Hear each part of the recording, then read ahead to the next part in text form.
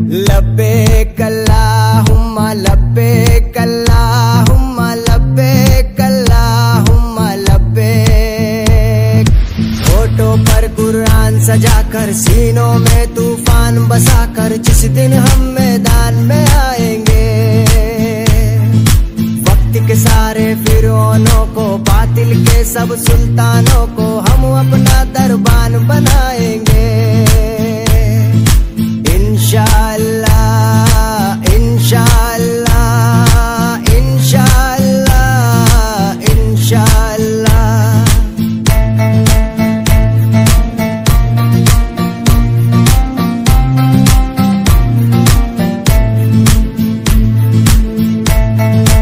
Flashback guys, back to my another new blog video. আশা করি তোমরা খুবই ভালো আছো। সো আল্লাহর রহমতে আমিও খুবই ভালো আছি।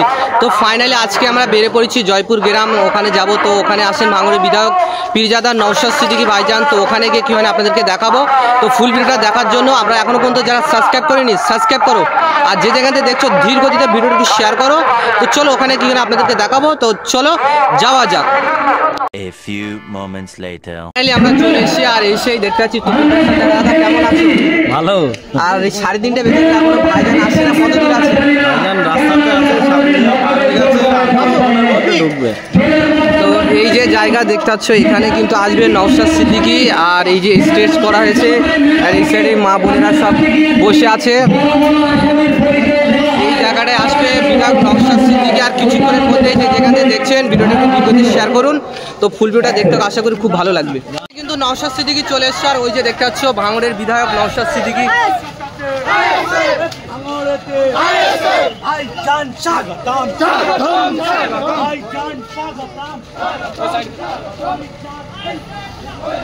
ভাইজান আসসালামু আলাইকুম।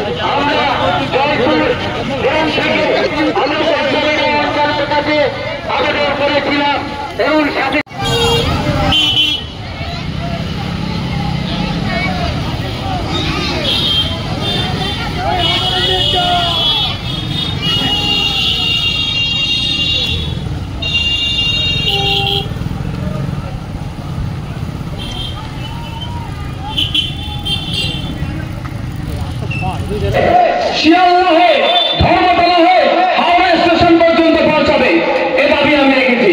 আমি দাবি রেখেছি যে ভাঙড়ের মানুষ, ধার্মিক মানুষ, এখানকার মানুষ যেমন ফুরফুরা শরীফে যেতে পছন্দ করে, এখানকার যারা হিন্দু সমাজের আমার মা বোনেরা আছে তারা আমার দক্ষিণেশ্বর মন্দিরে যেতে পছন্দ করে, এরা বিভিন্ন ধর্মস্থানে যেতে পছন্দ করে।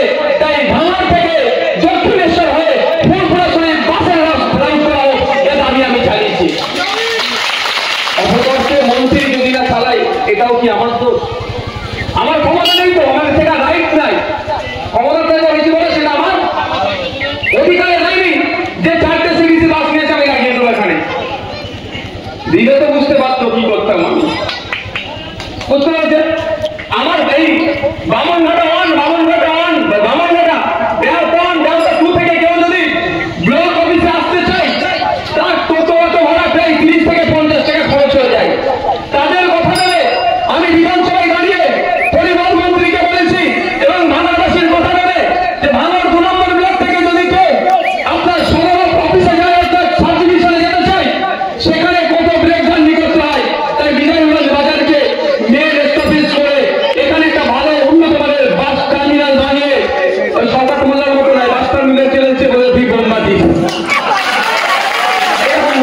একবারে প্রাণে মারার চেষ্টা আরাবুল ইসলামকে, এবং আবারও সেই ক্যানিংয়ের নেতার উপরে অভিযোগ উঠছে বাইরে থেকে ভাঙড়ে গুন্ডা ঢোকাচ্ছে বা মাস্তান ঢোকাচ্ছে। কি বলবেন, ভাঙড়ে মানুষ সুরক্ষা কীভাবে থাকবে? ভাঙড়ে এসে ওনাকে এই হিংসা করার জায়গা কে দিয়েছিল? সরকার সাহেবকে, আরাবুল সাহেব দিয়েছিল। পঞ্চায়েত নির্বাচনে আরাবুল সাহেব তো সরকার সাহেবকে ডেকে নিয়ে এসে হিংসা করেছে, বাপকেও ছাড়েনি। যে সরকার সাহেবের ছোড়াগুলিতে আমাদের একাধিক কর্মী জখম হয়েছে, একাধিক কর্মী মারা গিয়েছে, সে পাপ করেছিল। এখন আরাবুল ইসলাম সে পাপ বয়ে নিয়ে বাড়াচ্ছে। তারপরে আমি বলবো রাজনৈতিকভাবে মতপার্থক্য থাকতে পারে, গোষ্ঠীতন্ত্র থাকতে পারে তাদের দলের মধ্যে, এই হিংসা খুন করে দেওয়া এগুলো কি কোনোভাবেই কাম্য নয়। আমি আশা করব কলকাতা পুলিশের সিপি স্যার আছে, রাজ্য পুলিশের ডিজি স্যার আছেন, এগুলোকে সদাত্মক ভূমিকা পালন করবে। এই ধরনের অবৈধ অস্ত্রশস্ত্র যেগুলো যা আছে উদ্ধার করবে, এলাকাকে শান্তি শৃঙ্খলা রাখবে। শাসক দলের নেতা যে কেঁদে ফেলতে পারে, তিনি দাবি করছে আমি ভয়ে কেঁদে ফেলেছি, তাহলে সাধারণ মানুষরা কিভাবে প্রতিবাদ করবে? কি বলবেন, সাধারণ মানুষের জন্য কি বার্তা? আজকে পশ্চিমবাংলার দুরবস্থাটা কোন জায়গায় পৌঁছে যেটা বোঝা যাচ্ছে।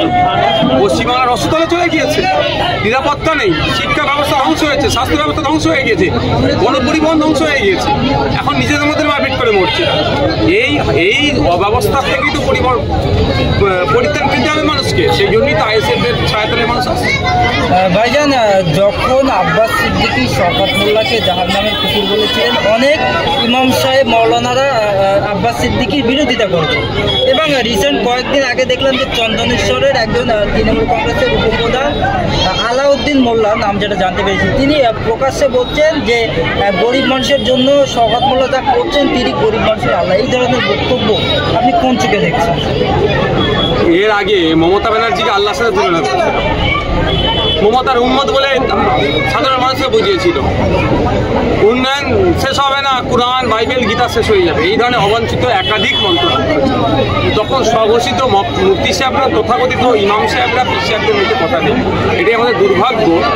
উত্তরপ্রদেশে কিছু হলে আমরা রেডে করে উঠি, গুজরাটে কিছু হলে রেডে করে উঠি, প্রতিবাদ রাস্তায় দাঁড়িয়ে অনেক কথা বলি, কিন্তু আমাদের পশ্চিমবাংলায় ইসলামকে নিয়ে, হযরত মুহাম্মদ সাল্লাল্লাহু আলাইহি ওয়াসাল্লামের যারা অনুসারী তাদেরকে নিয়ে যেভাবে আক্রমণ হয়, এবং আল্লাহ পর্যন্ত এরা ছাড়ে না বলতে, এদের বিরুদ্ধে একটা কথা বলে। এখন বাংলার মানুষ দেখেনি, ধর্মপ্রাণ মানুষ, ধর্মনিরপেক্ষ মানুষরা দেখি যে অ্যাকচুয়াল কিছু তথাকথিত মৌলানা সাহেবরা বা ইমাম সাহেবরা কোন ঘাটের পানি খাচ্ছে। আজকে ভাইজান সাহেবী একটা মন্তব্য করেছেন যে আমি হলফ করে বলতে পারি 5 বছর হয়ে গিয়েছে নওশাদ সিদ্দিকী যতবার আসেনি তার থেকে বেশি এসেছি, তার থেকে বেশি পরিষেবা দিয়েছি। কি বলবেন? আপনারাই বিচার করুন না। একটা লাস্ট কোশ্চেন ভাইজান, বাম কংগ্রেস জোট নিয়ে একেবারে সকল মনে বিস্ময় মন্তব্য করছেন, নওশাদ সিদ্দিকীর পাততলাতে মাটি সরে গেছে ভাঙড়ে, তাই পায়ে পড়ছে বারবার বাম কংগ্রেসে। কি বলবেন? একটা কথা বলি, পায়ের নিচে মাটি নেই তো রাজ্য সরকার। ভাঙড়ের গল্প শোনাচ্ছে আমাদেরকে উনি, সারা রাজ্যতে আমরা ঘুমে হারান করে দিয়েছি। ভাঙড়ের গল্প শুনি, কিছু তো একটা বলতে হবে, বলতে হয়, ওই জন্য বলতে হবে।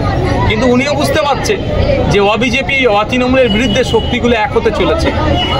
এই বিজেপি এবং তৃণমূলকে গণতান্ত্রিক প্রক্রিয়ায় কীভাবে পরাস্ত করতে হয় 2026-এর রেজাল্টের পরে দেখবেন। শাসক দলের নেতারা বলছে ভাঙড়ে আইএসএফের কোনো অস্তিত্ব নেই, টিএমসিতে জয়েন করছে, এবং আজকে এক একটা গ্রামে যে মানুষের ভিড় জয় গল্প শুনিয়ে কিছু লাভ হবে না। ওরা নিজের মনকে শান্তি দিচ্ছে। ভাঙড়ের মা বোন যা আছে সঠিকভাবে এবার ভোট দেবে। 2021-এ বিজেপি চলে আসবে ভয় দেখিয়ে, অনেক মা বোন বয়স্ক লোকের ভোট আমরা পাইনি। 26,151টি ভোটে লিড পেয়েছিলাম। আমার বিশ্বাস ভরসা এবারে এই লিডটা ডবল হবে। লাস্ট প্রশ্ন, দীর্ঘ 41 বছর পরে কাল ভারত পাকিস্তান ফাইনালে মুখোমুখি হতে চলেছে, কি বলবেন? আমরা তো হারাবো আবার, ওরা আমাদের কাছে পারে না। দুবার তো হারালাম, অ্যাক্টিভ করবো।